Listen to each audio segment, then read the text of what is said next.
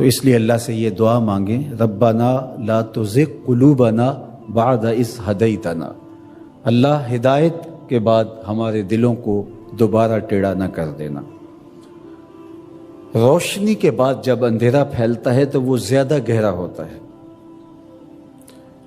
ہدایت کے بعد جب دوبارہ گمراہی کے اندر بندہ گرتا ہے تو وہ گمراہی زیادہ شدید اور سخت ہوتی ہے اور دلوں کو اجاڑ دیتی۔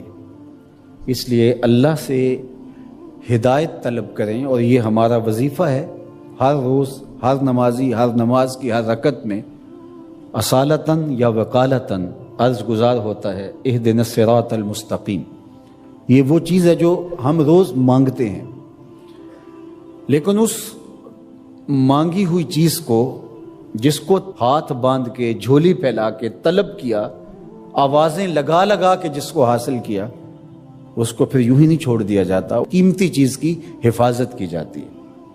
تو یہ جو دولت ماہ صیام میں اللہ نے ہمیں نصیب کی، اس کو روحوں میں جذب کرنا ہے، اس کو باطن میں اتارنا ہے، تاکہ ہمارے دل سیدھے ہونے کے بعد دوبارہ ٹیڑھے نہ ہو جائیں، اور پھر وہی اندھیرے، وہی گمراہیاں، وہی ہماری زندگی کے تیور اور لچھن ہمارے لیے بربادی کا پیغام لے کر آئیں، اور ہم اپنی خواہشات کے اسیر ہو کے رہ جائیں۔ دوسری بات، کتاب رحمت قرآن مجید میں اللہ تعالیٰ جل شانہ نے اہل ایمان کو ارشاد فرمایا، وَلَا تَهِنُوا وَلَا تَحْزَنُوا وَأَنْتُمُ الْأَعْلَوْنَ إِن كُنتُم مُؤْمِنِينَ، کمزوری نہ دکھانا اور خوف نہ کھانا، غم نہ کرنا، تم ہی سر بلند ہو، عزتوں کا تاج تمہارے ہی سر پہ رکھیں گے، شرط ہے کہ تم مومن بن کے رہو۔ تو اللہ تعالیٰ جل شانہ کا یہ نظام ہے، تو اس نظام کے تحت ہمیں ہمیشہ اپنی ہمتوں کو مجتمع رکھنا چاہیے، اور ہمیشہ اسلام کے دیے گئے ضابطوں کے مطابق اپنے آپ کو ڈھال کر کے زندگی بسر کرنے کا عزم کرنا چاہیے، تو پھر رب کا وعدہ ہے اس کی بہر صورت تکمیل ہوگی۔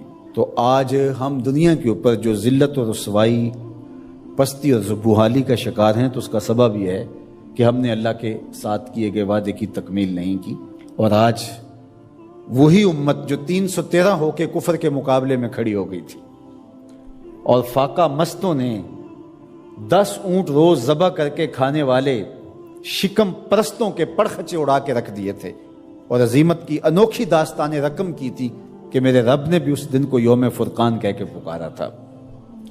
آج یہ وہی امت ہے، 56-57 اسلامی ملکوں کی افواج، جدید میزائل، آلات حرب و ضرب، اور ہم دنیاوی وسائل سے مالا مال 56-57 اسلامی ملک آج یہ منتیں کرتے پھرتے ہیں کہ سلامتی کونسل کا اجلاس ہی طلب کر لیا جائے، اور وہ کس بے نیازی کے ساتھ کہتے ہیں کہ نہیں اب چند دن بعد کریں گے۔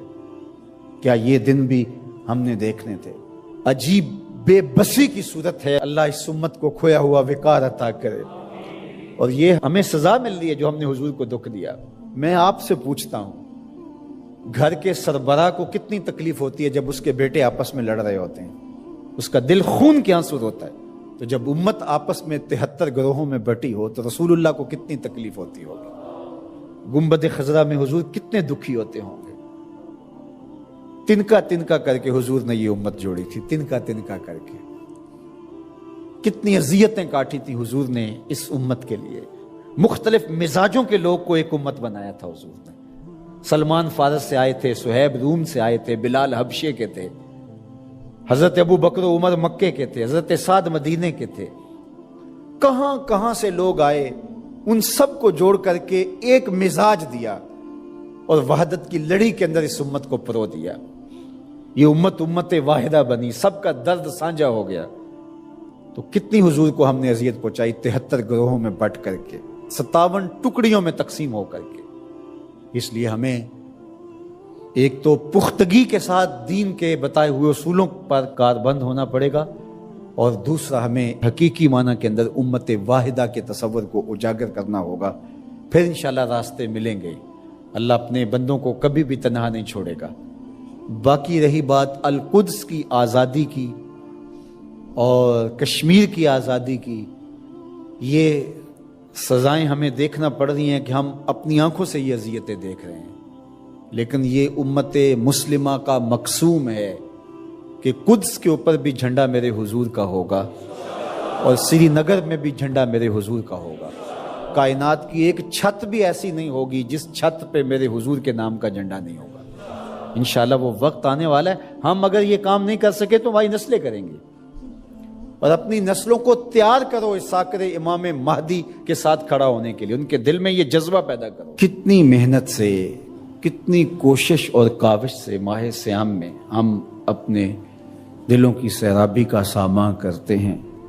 اور اگر عید کے دن وہیں کھڑے ہوں جہاں رمضان المبارک سے پہلے کھڑے تھے تو پھر سوچنے والی بات ہے کہ اتنی مشقت کیوں اٹھائی اگر ہم نے اس دولت کو سنبھالنا نہیں تھا.